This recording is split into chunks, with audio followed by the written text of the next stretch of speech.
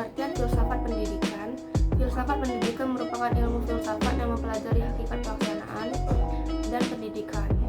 Bahan yang dipelajari meliputi tujuan, latar belakang, cara, hasil, dan hakikat pendidikan.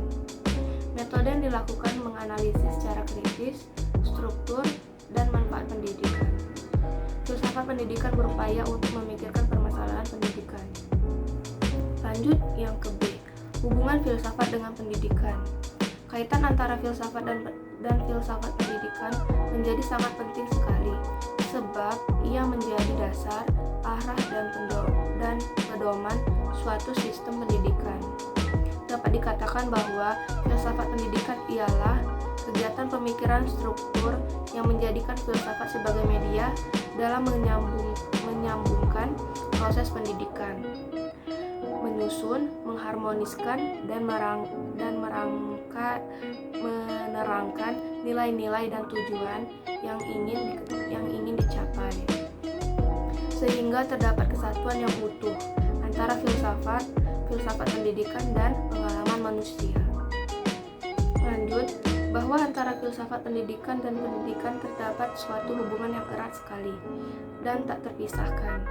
Filsafat pendidikan memiliki peranan yang amat penting dalam sistem pendidikan karena filsafat merupakan pemberi arah dan pedoman dasar bagi usaha-usaha perbaikan, meningkatkan kemajuan, dan landasan kokoh bagi tegaknya sistem pendidikan.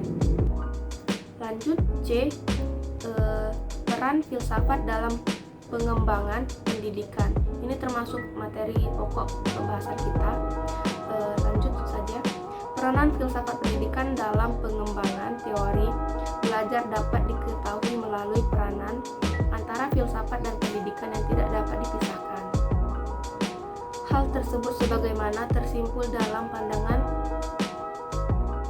Kilpatrick bahwa peranan dan fungsi filsafat pendidikan adalah menyelidiki perbandingan pengaruh filsafat-filsafat yang bersaing di dalam proses kehidupan, serta kemungkinan proses-proses pendidikan dan pembinaan watak keduanya, mengusahakan untuk menemukan pengelolaan pendidikan yang dikehendaki untuk membina watak yang paling konstruktif bagi golongan muda dan tua. Sementara pandangan-pandangan aliran-aliran filsafat pendidikan menyebutkan sebagai berikut. 1. Pragmatisme menyebutkan bahwa peranannya adalah meminimalisasi peran guru dari seorang guru dan memberikan banyak keleluasaan kepada siswa untuk membuat penemuan. Yang kedua, progresisme tentang asas belajar menyebutkan bahwa anak didik memiliki akal dan kecerdasan sebagai potensi yang merupakan kelebihan dibandingkan makhluk yang lain. Yang ketiga, perennialisme menyebutkan bahwa sekolah harus banyak mengajarkan berbagai konsep dan menjelaskan agar bermakna bagi siswa.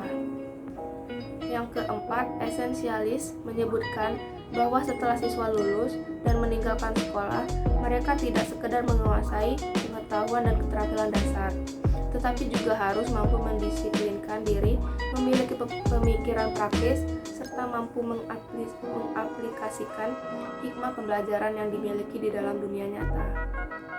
Dan yang terakhir, rekonstruksisme menyebutkan masyarakat secara terus-menerus memerlukan perubahan sosial yang melalui dunia pendidikan yang dimanfaatkan untuk melakukan rekonstruksi masyarakat dalam dunia pendidikan.